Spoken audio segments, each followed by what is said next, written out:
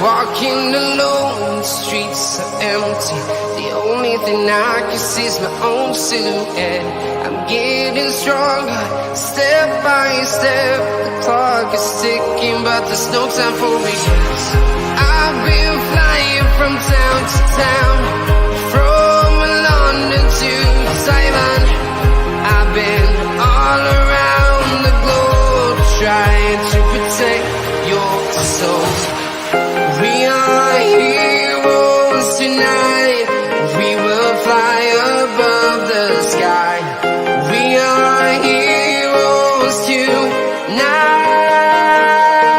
Yeah.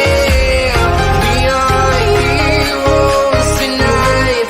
We will fly above the sky. We are heroes tonight.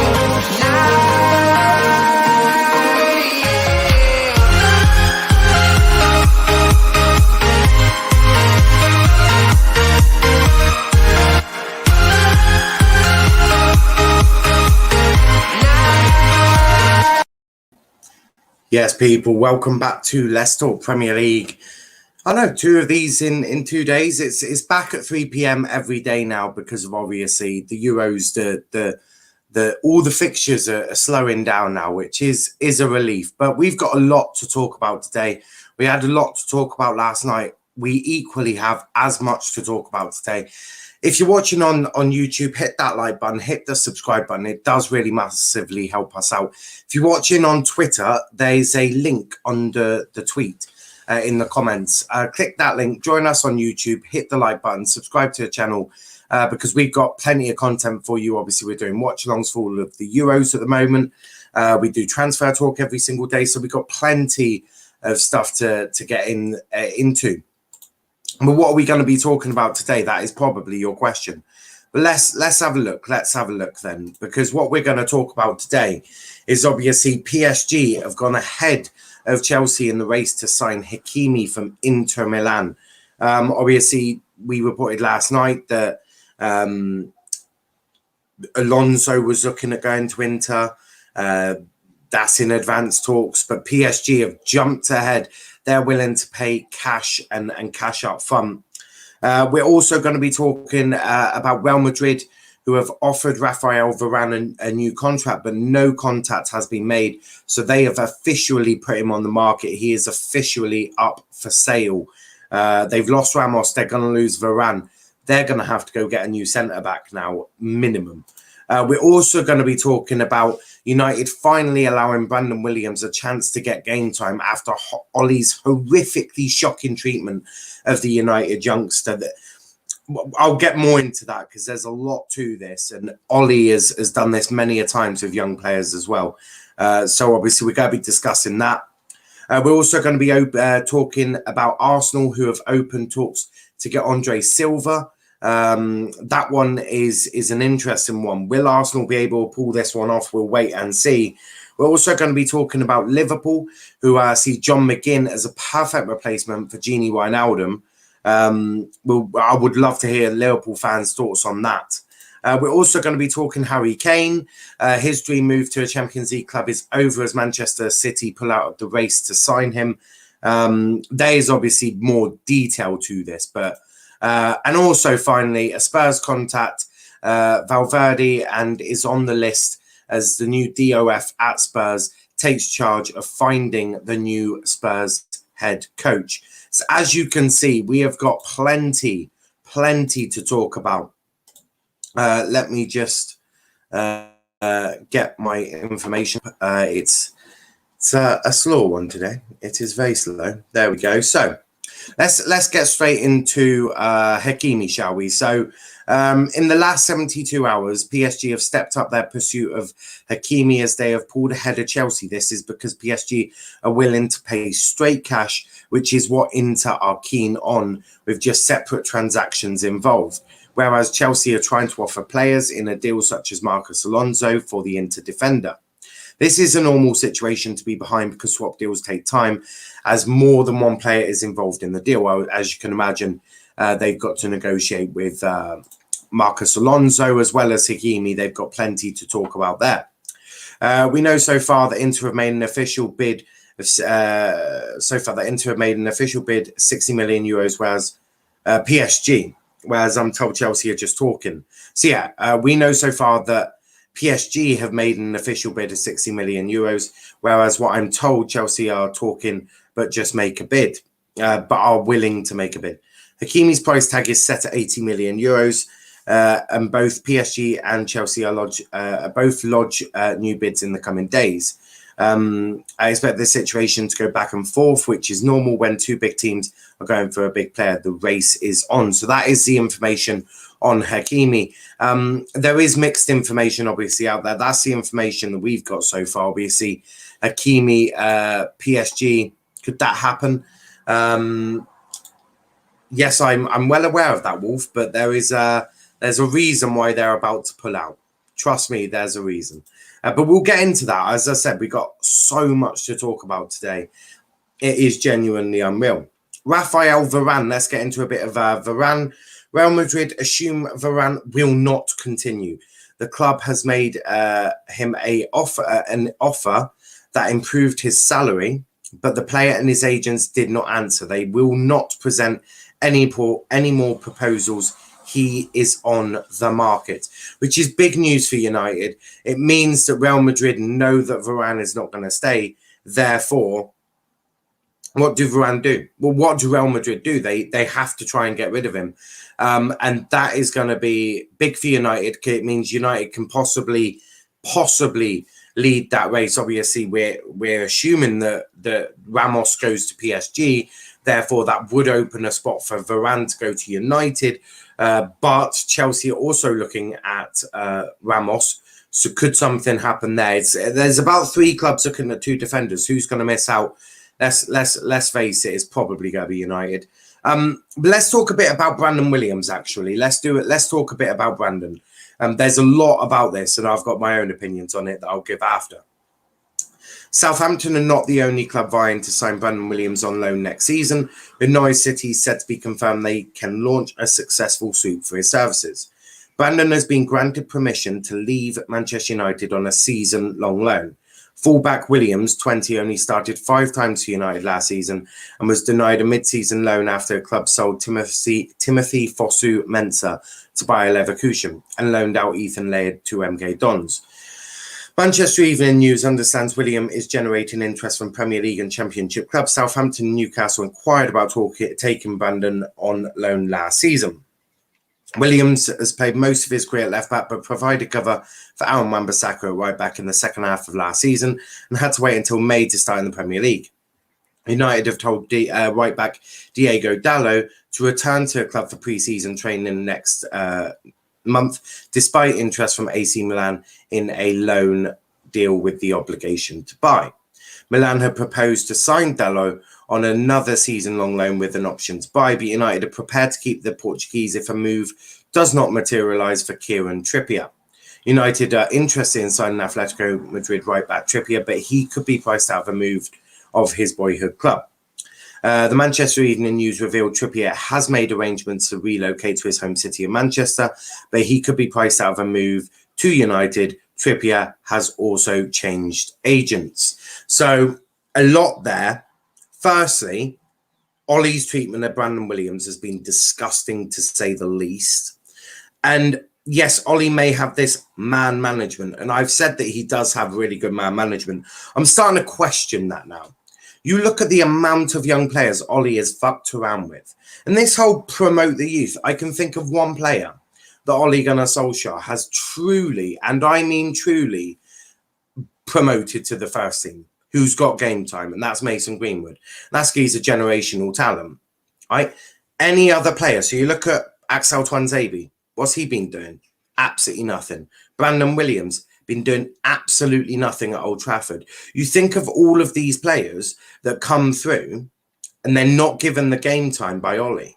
Ollie has treated Brandon absolutely horrifically. What Ollie has done is he has personally stood in the way of a young player improving and trying to get on with his career.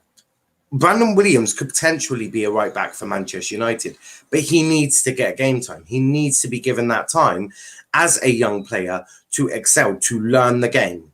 Ollie has personally stood in the way of Brandon Williams. And that for me is disgusting. The way Ollie has treated young players at Manchester United is barbaric and disgusting, and he ought to be ashamed of himself, because what he's doing is ruining young players' careers. Ole Gunnar Solskjaer is ruining young players' careers. So Alex Ferguson would be absolutely ashamed in the treatment of the young players of Manchester United. Alex Ferguson was a key man who promoted youth. You think of that 1919, you think of the class of 92, you think of the young players that Alex brought through the club. Ole Gunnar Solskjaer has stood in the way of a young player, and I think it's a bit disgusting how he's done it. And look, Ole, next season, he's really got a big season, because United fans, if he doesn't get top four, if he doesn't win a trophy, oh my God, United fans they're going to be gunning for him. He is under a lot of pressure this year. Brandon Williams could be going to Norwich, Southampton, maybe Newcastle, but Ole Gunnar Solskjaer has a lot to answer for in terms of that. So yeah, Wolf, that is your United news. Can't wait to join you in an hour and hope you're well, mate. I'm all good. I am all good. Let's talk Andre Silva to Arsenal. Arsenal have opened talks with Frankfurt over a move for Portugal's striker Andre Silva, who will be available for around 34 million this summer. Liverpool linked with John McGinn. Right. So, sorry, it was a really short one. So, yeah, basically, Arsenal have opened talks with Frankfurt to try and get Andre Silva. Now, obviously, Andre Silva is valued at 34 million, which probably means Villa are probably going to outbid them for 35 million. I don't know. I'm joking there. But look, Arsenal really do have an issue. And I've said many a times, getting another centre-back, going to spend all their money on Ben White, it's just a stupid thing to do, because by doing that, you're not fixing the real issues at Arsenal Football Club. You've got right-back issues more than I care to imagine. You cannot put the ball in the back of the net. That has been quite clear. I mean, Lacazette and Aubameyang not able to do that. You've got a midfield problem, by big time midfield problem.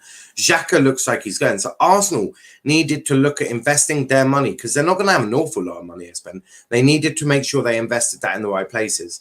And what they have done is they've tried to get a centre-back, which, yeah, cool. It isn't really a big problem. You should have just kept David Luiz for another year. But Arsenal looking like they're going to open talks with Andre Silva.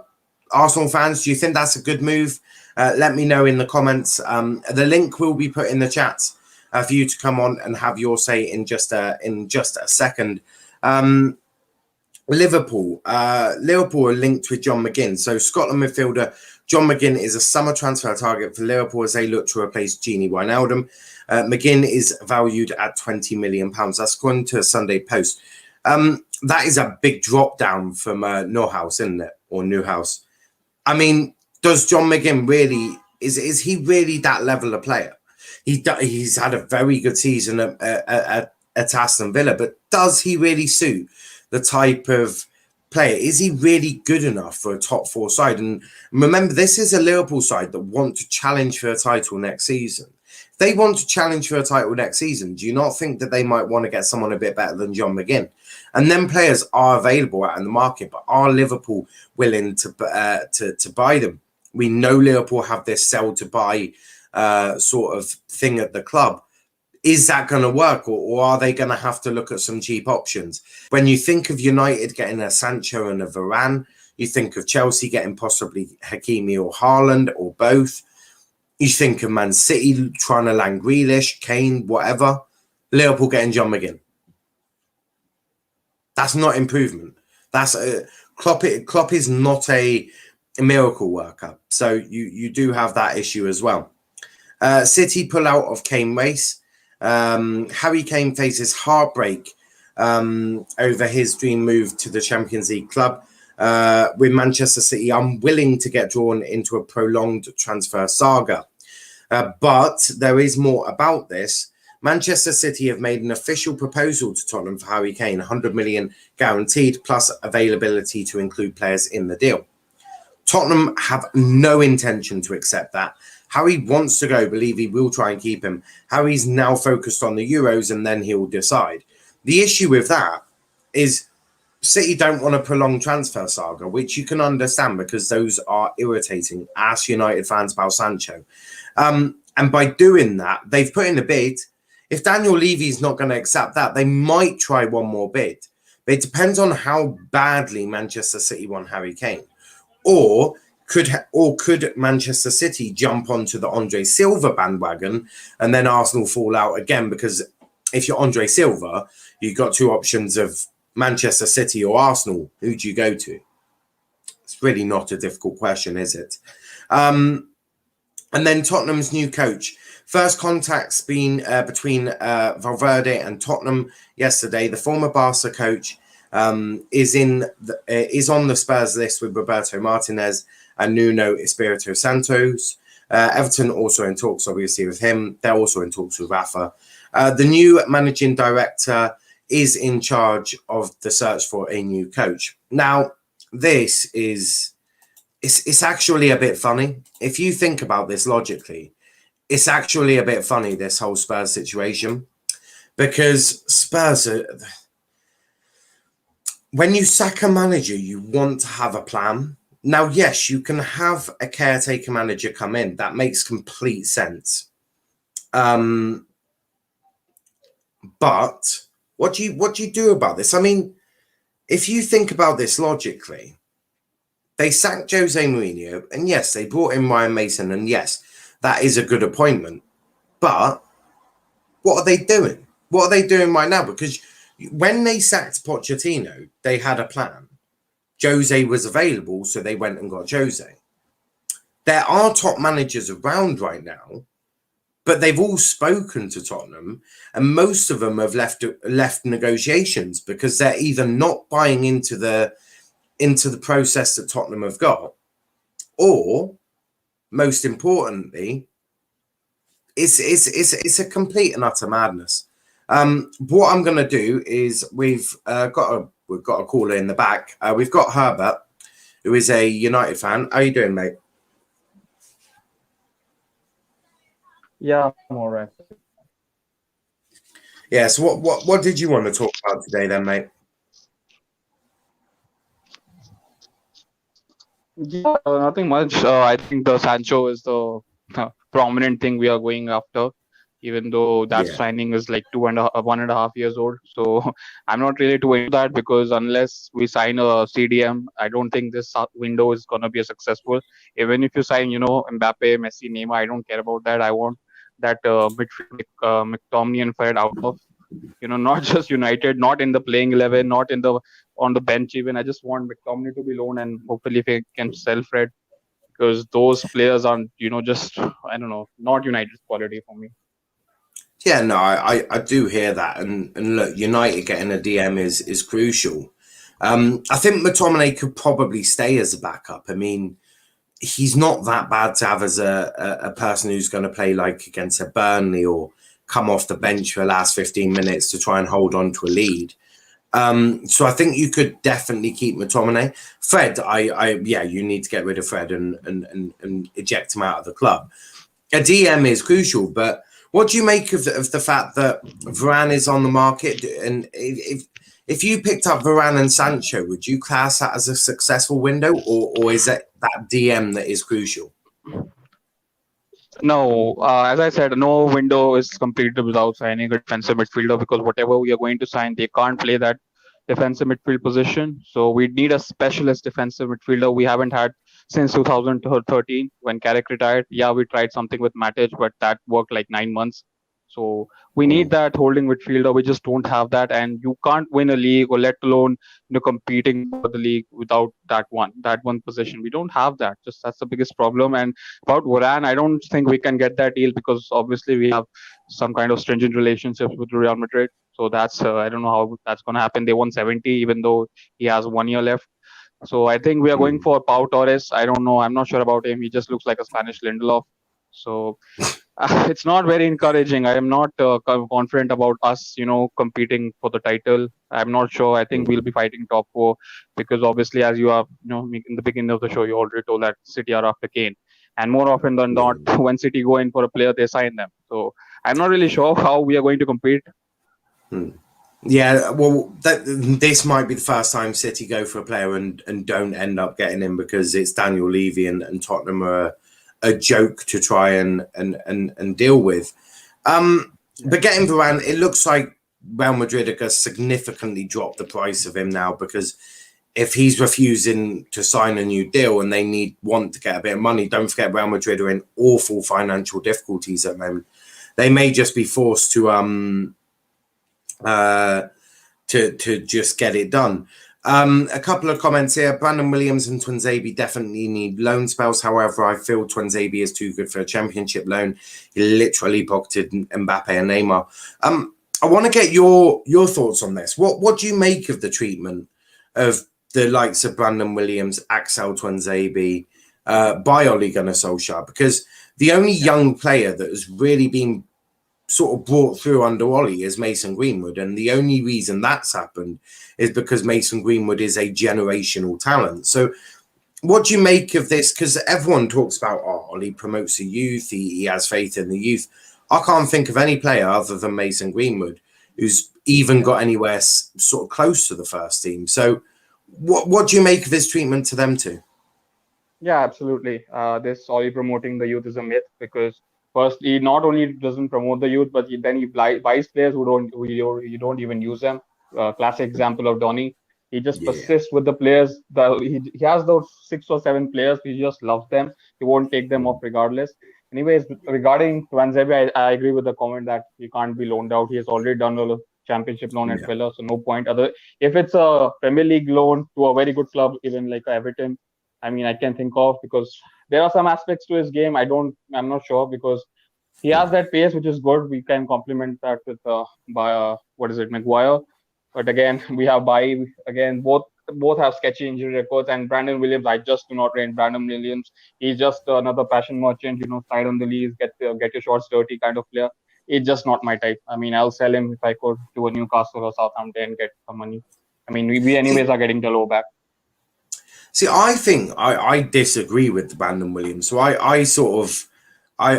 watched him obviously when I can. Obviously, well, I watched all the games, but Ollie just doesn't play him, does he? So it's very difficult to sort of watch him play. I think there are elements of his game that are good. I mean, the passion for United is clear, and that will help. You need a couple of them. You do. The thing is, you need a couple of players like Brandon Williams, like Scott McTominay, who care about the club and who have that passion for the club, because you do need that sort of passion in the dressing room.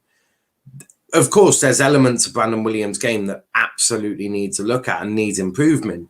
That's not up for discussion. That's just clear to see.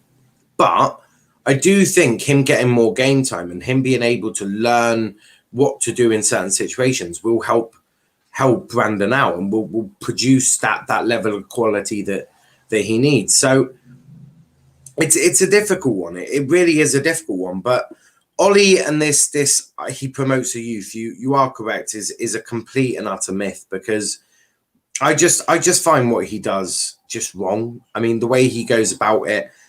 What's your expectations for Ole Gunnar Solskjaer next season? I have zero expectations. I expect him to be sacked, first of all, because I can't stand that guy. Just very, very annoyed the fact that he's still our manager.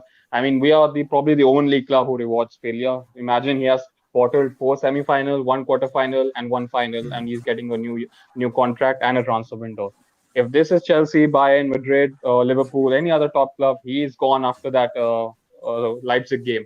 But again, this is United, so most of them are nostalgia merchants. I'm very firm on this thing, and this is why, look, Brandon Williams is a good player, maybe, but not for United, because as you say, yes, passion.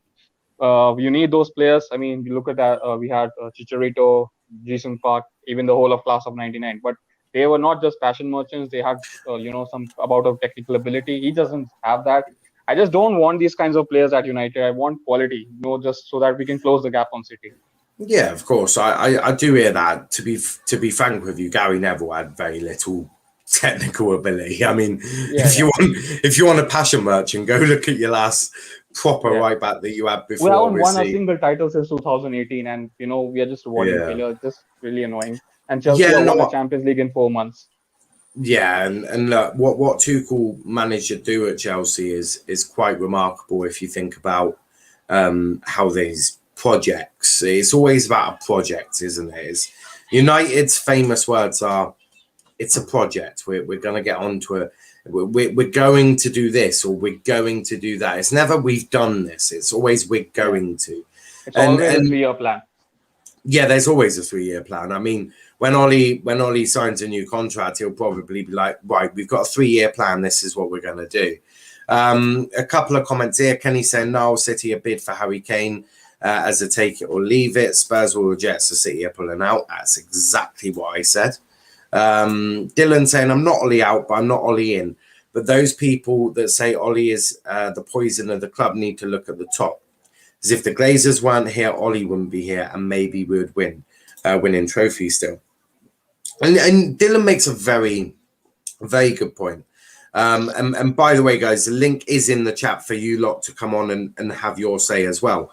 But with Ollie, what the issue I've got with Ollie is this whole sort of faith and blinded love for McTominay. I don't know what McTominay and Fred have ever done to Ole Gunnar Solskjaer. I presume they bought him chocolate cake at one point because his blind faith in them is as you say, probably going to get him sacked. And I think the treatment of someone like Brandon Williams is horrific.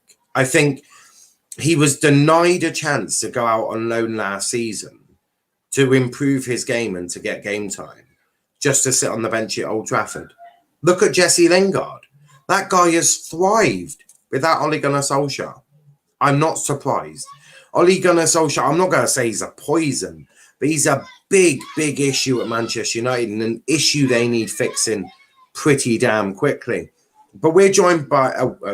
did you want to say anything on that one, Herbert?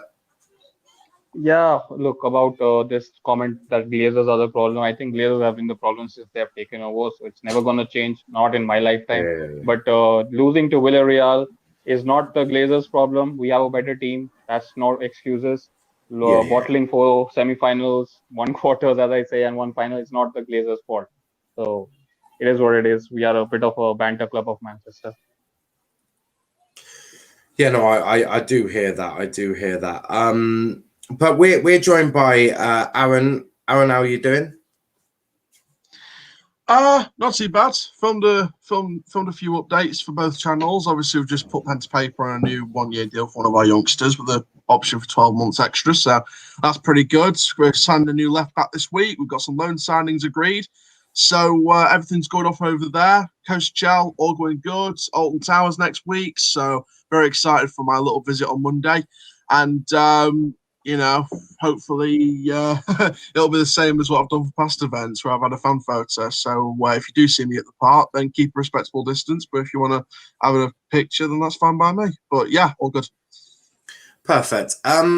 Start off with Hakimi. What do you make of the Hakimi news today? That obviously PSG have now jumped ahead of Chelsea because they're willing to offer straight cash. Chelsea messing around with some players. Alonso, Emerson, whatever. Do you think PSG will land Hakimi? Well, I'll tell you something now. If PSG get Hakimi and they don't win at least the Champions League or get to at least the final, then Poch needs to go. Because they've got themselves a star right back and a star defender. Yeah. If they land him ahead of Chelsea, I'm sorry, but if Poch don't win the Champions League and the league title, then he must be sacked by PSG with that kind of caliber of talent at the club. When you've got Neymar, Mbappe, Kimpembe, Marquinhos, Verratti, and Hakimi, I'm sorry, but and Donnarumma, don't forget as well. It looks like he's going PSG as well. If you don't win the Champions League with Donnarumma and Hakimi, then I'm sorry, you deserve to be sacked. So I think Poch will take it in his stride if they get Hakimi. I don't think Chelsea will admit defeat. They're not going to wave the white flag out the trenches just yet.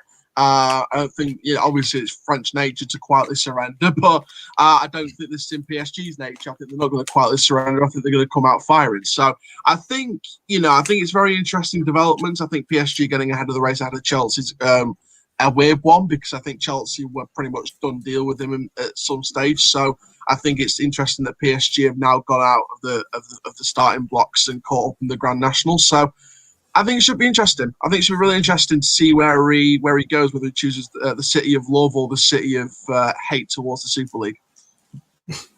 No, I hear that. What about you, Herbert? What do you make of the Hakimi news? Do you think he'll end up at PSG, or do you think Chelsea still have a chance of getting him?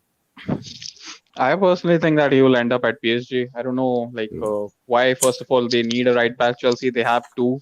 I mean, maybe they are looking at future. That's how they operate. But as the gentleman said, that they want to win the Champions League, and every signing they have made since 2014, since Neymar and Mbappe have come in, is in regards to winning that.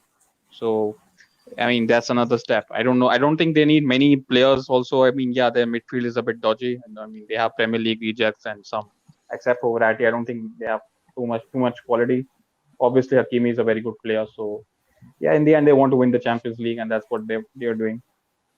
Yeah, no, I do hear that. I do. But yeah, it's definitely a tough one. It's definitely a tough one. Dylan saying Hakimi is quality. Hakimi is good. He's a very good player. There's a few of you watching on Twitter. Come join us on YouTube. In the comments, if you look there, click the link. Come join us on YouTube. Fucking John McGinn. Well, DC's just landed us straight to where we need to go next. Aaron, Liverpool, John McGinn. It's that's a bit of a downgrade from Norhouse, isn't it? The only positive I can see in this is Premier League proven, but that's the only positive I can see out of this. You know what this is? This is hype from the Euros on certain players. This is giving certain players hype in the Euros, and then they're going to pay ridiculous amounts of money and they'll flop at big clubs. And I don't want that for John McGinn because I'm sure he wants the best for his career, and I don't want him to flop. I want him to stay at Aston Villa, continue with that project. They've got Jack Grealish if he's staying. They've got Buendia. They could be getting Smith Rowe. They've put another bid. They're about to put another bid in for £30 million today, from what I've seen from numerous reports. So it should be interesting to see if Arsenal buckle under the pressure for that. It'd be great for Smith Rowe for his career to go to somewhere better than Arsenal. So I think for John McGinn's sake, just stay at Aston Villa, work under that project, work under Dean Smith.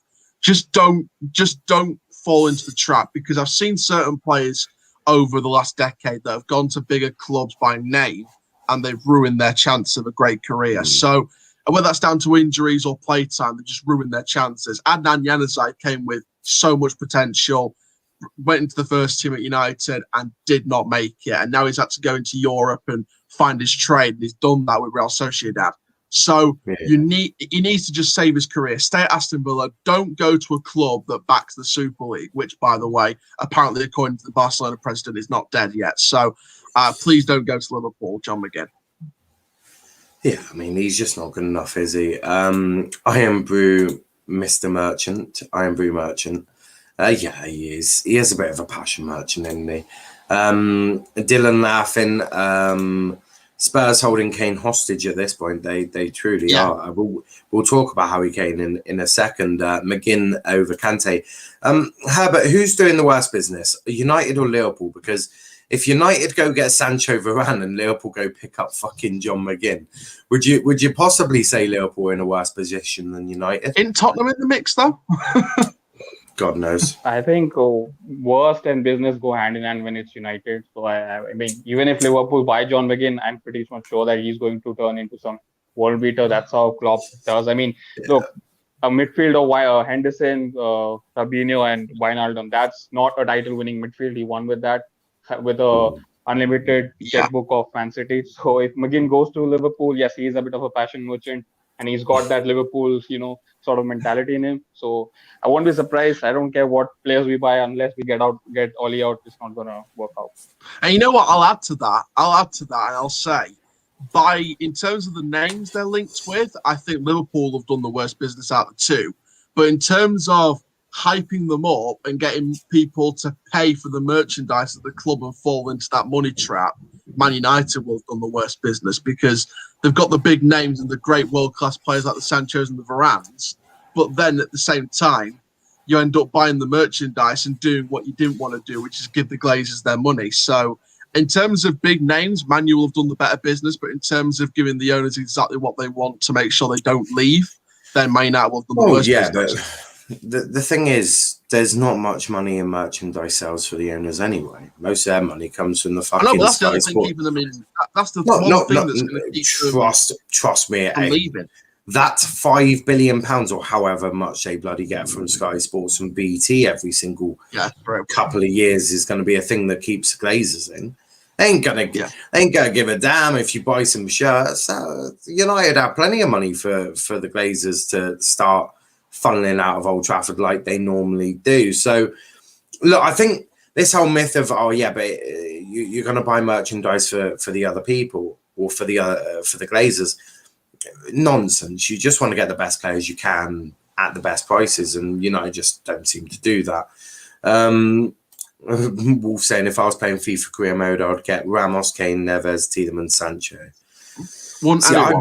If you were playing FIFA career mode, that is the most ridiculous thing to do. I'd go get De Ligt, De Jong, Sancho, and leave Greenwood up top. That's what I'd be doing if I was doing FIFA career mode. I mean, that just for me makes the most sense. But look, it's a madness. Let's talk a little bit about Arsenal. Andre Silva. Arsenal have opened talks with Frankfurt over a move for the Portugal striker Andre Silva, who will be available for around £34 million this summer.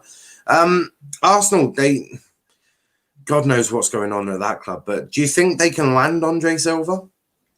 No, who would want to go to an irrelevant club? But we'll try to be sensible about this. Frankfurt are no better in Germany. Yeah, well, at least they're getting into Europe.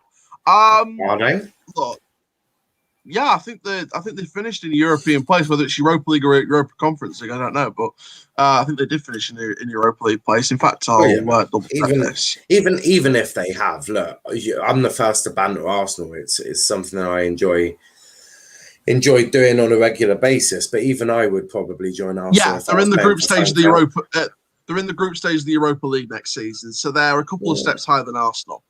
Yes and no. I mean, as I've just alluded to, even if I was playing in Europa League for Frankfurt and a club like Arsenal came calling for me, not only is that a huge pay rise, but Arsenal are in fact a bigger club than Frankfurt. I think we can put the banter on that aside for a second. I do think that Arsenal are a bit bigger than Frankfurt. I get that.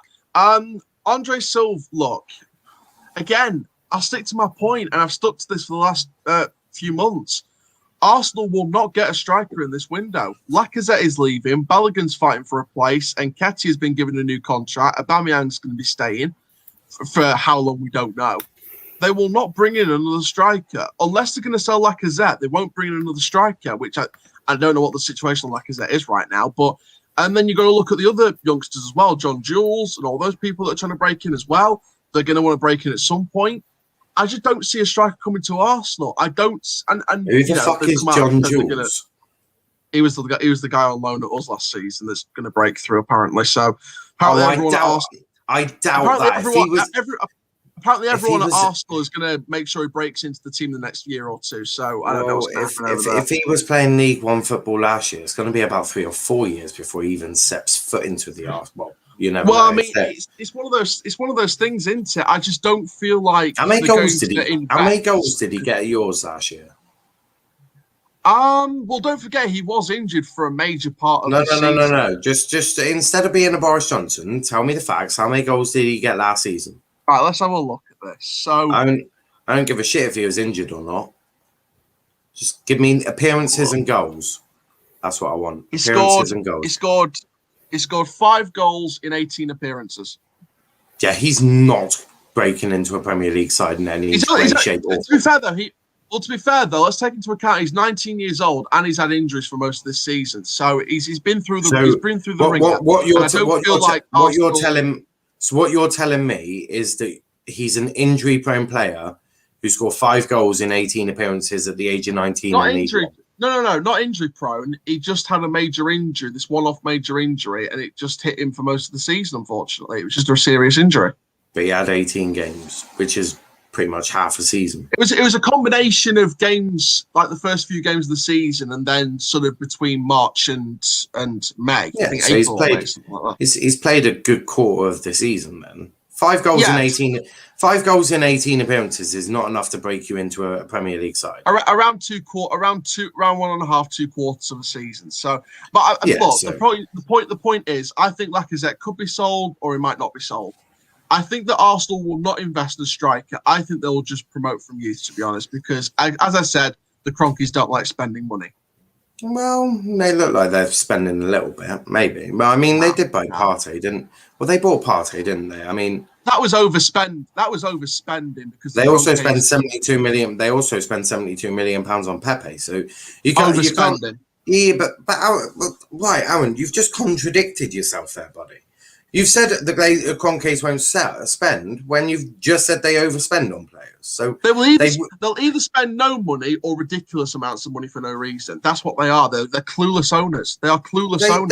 They are clueless, but I think you never know. I mean, they could buy God knows who. I'm sorry, but as a neutral, I don't trust them, and I'm not going to give them any kind of praise because they don't deserve it. No matter what. I'm not fucking asking you to give them praise. When did the words Aaron praise the Cronkies ever step out of my mouth? I'm not saying you said that, but I'm just saying my stance on the Cronkies is I will never give them praise. Yeah, I'm not asking you to. I'm just merely asking. I know you didn't. I'm merely asking you if you. I'm merely asking you if you think Andre Silva could end up at Arsenal, especially if he's available for around £34 million. No, because he'll go to a more relevant club that's run better. But you never know. It depends on if that more relevant club wants to go and buy him. I have no doubt that there probably are, but I think Andre Silva. You say that, but really well at Wolves. But Paul Pogba. Well, Wolves aren't better than Arsenal. Wolves finished near the relegation zone last year. That's way better than Arsenal. But hold up, Arsenal finished 8th.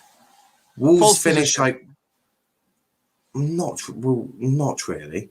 If you end where you do in the table, that's where you deserve to be after a third. 1 minute. There is no way after a 38-game period you can have a false position. Our goal finished 18th or wherever we finish because we deserve to finish 18th after 46 games.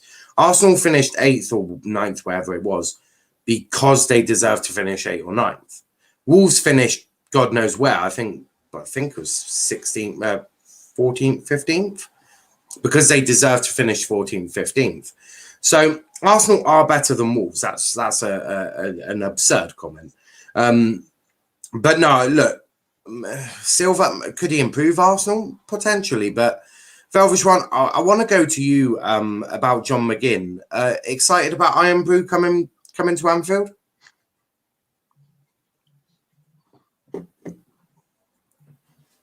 I was me. Yeah, what? You excited about Iron Brew heading to Anfield? Who's John McGinn? Yeah. Nah, mate, Scott McTominay. No, Scott McTominay. No. Okay, with John McGinn. He is not my first choice. But, really? Yeah, but he's a very good player. If we can't get the players we want, then yeah, I'll take him at Liverpool. He's 26 years old, valued around 20 million. For me, that's a bargain. if we can't get any of our first choices. Wow. I thought you'd be angry about that. No, I like him again. He's a good player. Yeah, no, he's all right. Talk to me about Andre Silva, though, Velv, because Aaron is just trying to banter Arsenal, and it doesn't work too well. What do you make of Andre Silva? Do you think he could end up at Arsenal? I mean, he's available for around £34 million this summer. Do you think Arsenal could get that done? Here's the thing about Andre Silva. I don't really rate him as highly like people do, because hold up a minute, don't start saying thank you, Aaron. You literally went, he's good enough and he'll go to a better run club. You either rate him enough to go to a better run club, or you don't rate him, so he goes to Arsenal. No, it's not because he's going to Arsenal. I don't rate him. I don't think he's like the striker people say he is. Like, yeah, he scored many goals in Bundesliga, but what happened to the previous leagues he's went to? AC Milan, he's flopped. Other teams, he's flopped. It's only in the Bundesliga he's able to score more goals. And if he was that good, why ain't he starting for Portugal ahead of like Jota? If people say Jota's bad for Portugal, so why if a 30 plus goal scorer starts starting for Portugal, then how is he good then? Like, if he joins Arsenal, yeah, I'm not bothered because for that first thing, he's not going to get enough service. Like, they won't create enough clear-cut chances for Andre Silva to score more goals. And you see them; they don't. There's many low block teams like Burnley. Who else is there? Like the low block teams in the Premier League. You don't need to name them all. I think anyone knows anyone within the bottom 10 is probably a low block team. Yeah, so he ain't gonna score against a low block team. Maybe against a Liverpool and the City, he's probably able to score, but against those other teams, he's not gonna score many goals. So for Arsenal to go look for him, it's a weird one. Like, I'd rather go for someone who is more prolific rather than him. Even I'll probably even say Patson Daka could probably do a better job than Andre Silva. Yeah, I don't like Patson Daka. No, I hear that. Liam saying Dupé and Dumfries start. Let's go. Liam is very happy about that. Arsenal is landing in Sky Bet Championship next season. Aaron Johnson, Velve with angry faces. Oh, Wolf Stanson. Velve dance for me. I want to talk Harry Kane. Herbert, I'll go to you first, mate. Harry Kane. Should Tottenham let him go? Or should they try and keep him? Yeah, before Harry Kane, about Andre Silva, the last two strikers who came out of Eintracht Frankfurt for a bit of a banter, both that is Sebastian Haller and Luka Jovic. So I do hope that Arsenal sign Andre Silva. About Harry Kane, I'm not really sure how, as you said in the beginning, that Levy is a bit of a, crook in terms of dealing with other Premier League clubs. So even the last two best players he sold, that is Bale and Modric, he sold to La Liga clubs. So I'm not really sure how City are going to sign them. I know they're offering Sterling, Laporte, and Gabriel Jesus. I don't think Levy will accept that, but it all depends on Kane. Although I'm not sure how much power he has because he's on a 3-year contract, so that's going to be a bit worrisome. Let's see what happens. Yeah. No, it's a really tough one, isn't it? With Harry Kane, I mean, Tottenham value him at 150 mil. Well, from what I've seen of him in the Euros, he's not even worth half that. Aaron, Harry Kane, what do you see happening with Harry Kane then? I think he's Man City Man City direction. I think that he's what I think he'll go for. I think that's the direction he'll go in. Me personally, I feel like Tottenham right now feel like the keeper of the dungeon. What they're doing, keeping Kane prisoner, and they won't let him go unless he does certain demands.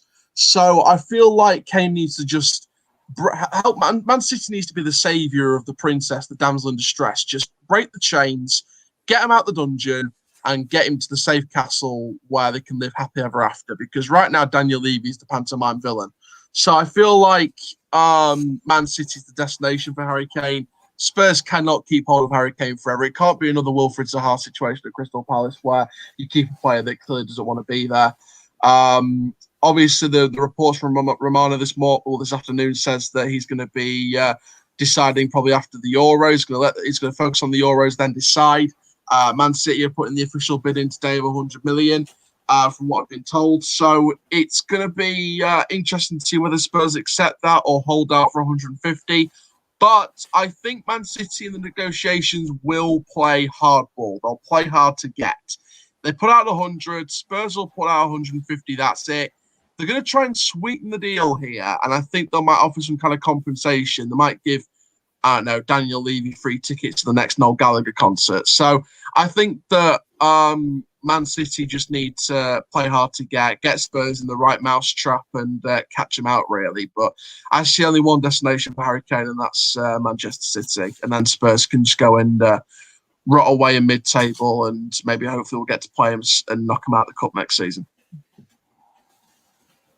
What, you? Well, we might have a How are chance you if they're getting? shit enough. If they're shit enough. I don't even think you'll even get there, will you? You never know. You're not. Many small You're not. teams, You're many not. small clubs have had their cup runs in the past, so it could be our year next year. Yeah, and no, you're not. Yeah, no. I don't see that. I don't see that at all. Velvishwan, Harry Kane. What do you see as this? Yeah, he wants to go to City, and I believe have they put a bid or they're going to put a bid? They put in a bid of 100 million guaranteed plus availability to include players in the deal. Tottenham have no intention to accept. It depends what player they're going to include. Save the 100 mil plus Raheem Sterling. If I was Spurs, I would take that. Yes, either Sterling doesn't want to go to Spurs, so no, let Spurs rot in that club as well. Well, mind you, Sterling's been complaining about footballer. his game time at City. He's been expressing his lack of frustration over game time, apparently, on Man City. So that might be a factor. Who else? I think is Bernardo Silva on the list to leave as well for City. They could offer him. I think Bernardo Silva might be moving on, but I don't know. It depends if Sterling's still frustrated about his lack of game time. Could be Sterling or Silva. They are offering Jesus, Cancelo, and Laporte. Oh, that is. Those are the three players. Yeah, so save City will offer an attacking player plus the 100 mil. If I was Spurs, I'll take it, but Levy's not going to take it at all. There's how much are they in debt? If Spurs are, there's so much debt. You need money right now.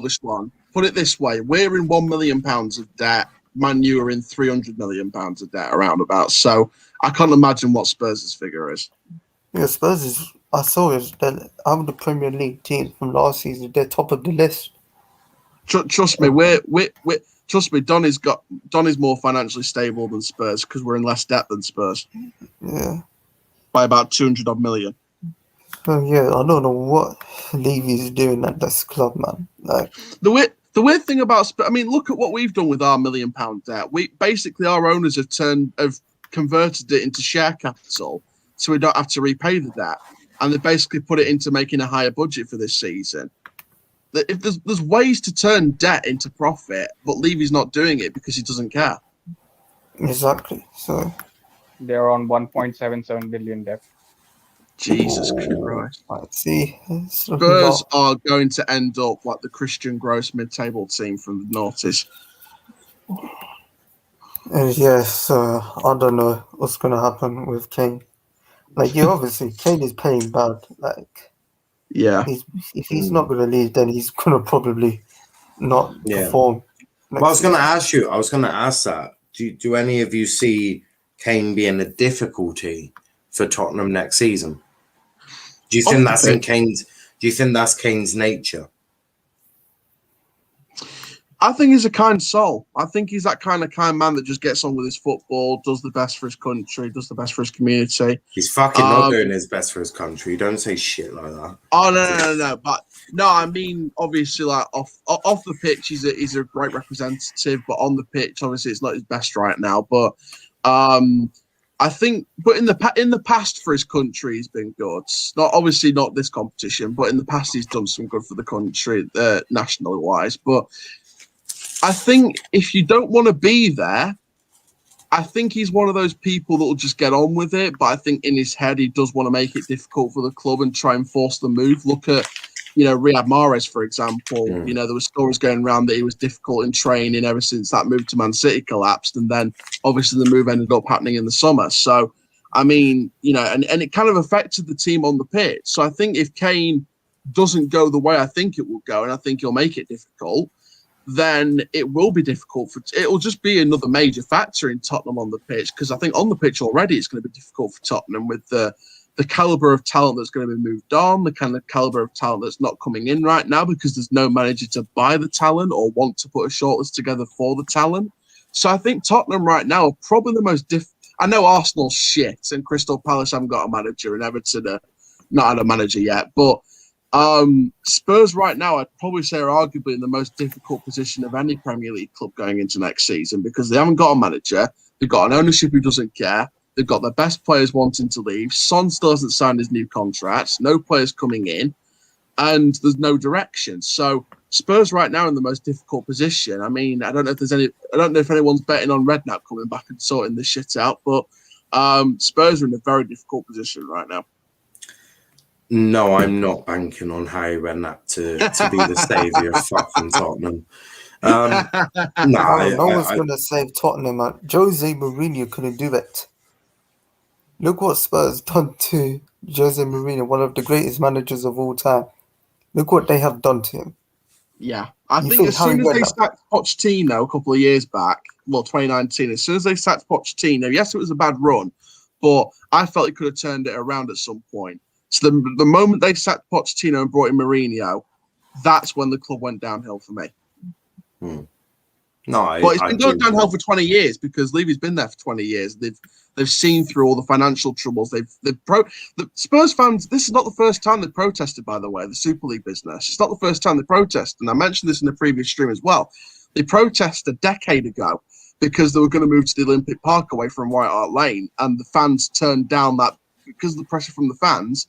They didn't go with the Olympic Stadium. It went the way of West Ham United. So. Tottenham fans know what it takes to make their club great again, and they're trying to force change. Define great, please. Just define what great is.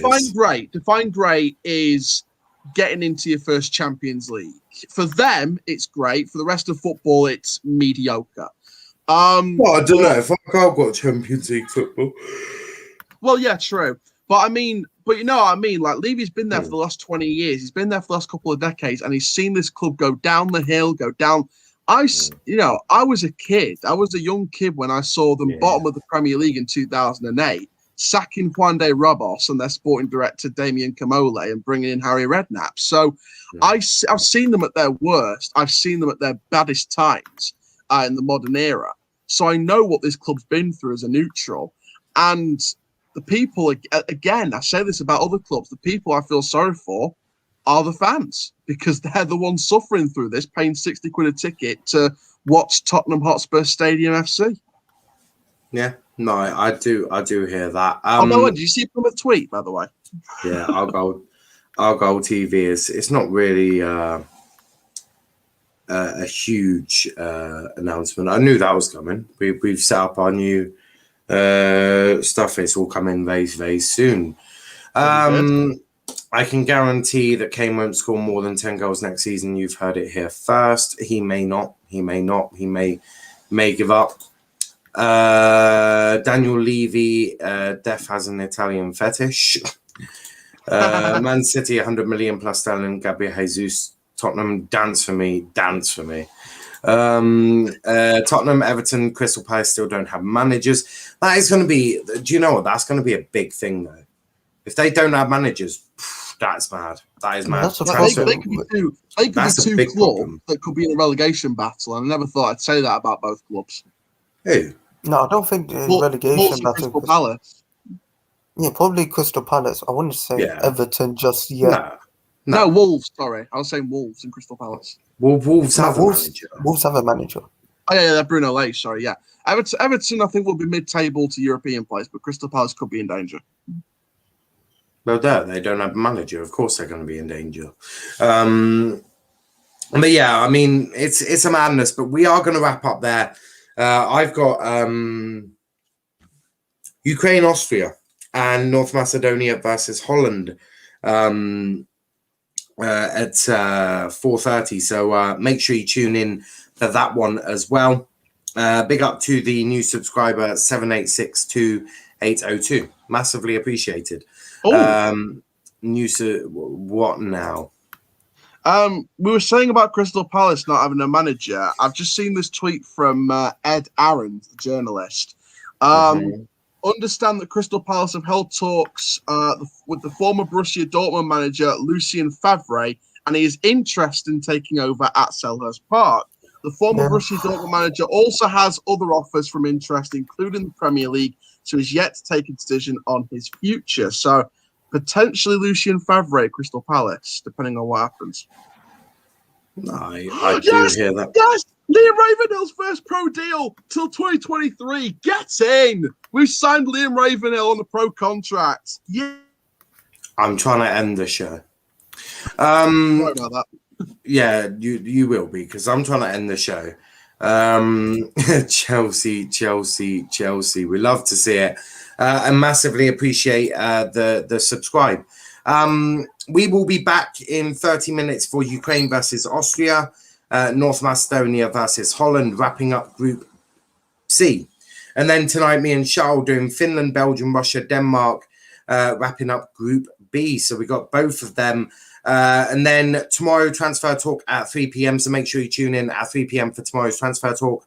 And then we've got Croatia, Scotland, Czech Republic versus England at 7:30 for watch on. We've also got a late night Let's Talk tomorrow. Probably discussing England and doing all God. We'll be doing a lot of fun and games for that. That's at 11:30 tomorrow night with me and Matthew. As always, it's an open panel late night Let's Talk. So if you want to join in, link will be posted in the description. How is Kane worth 100 million? Low. Kane is not even worth half that at the moment. But before you go, please leave a like on the video, subscribe to the channel if you are new. Check out our Twitter, Let's Talk EPL, Instagram, Let's Talk EPL _, and on TikTok at Let's Talk Premier League. Herbert, where can they find you? It's at the rate Herbert1521. Perfect. Aaron, where can they find you? You can find me on Twitter at Aaron_Challoner, Instagram at Aaron Challoner Official, Snapchat coach_Chal19, TikTok at Aaron Challoner, Forever Football DRFC, and Goes to Chow. We've got some big videos coming today. On Forever Football DRFC, we've got daily reports that we're getting closer to a new left back, signed to sign on a new 1-year deal, and also signing up some loan targets over the next couple of weeks. On Costa Chow, we've got a big update from Wallaby Rowan Alpes in France over a brand new coaster for 2024, and also Movie Park Studios tour opening in Movie Park, Germany this year in a couple of days' time. But there we go, guys. I'll probably upload another daily report at some point today to talk about Ravenhill's pro deal. Thank you very much. Rebels till I die, and keep living the coastal life. Vavashwan, where can they find you?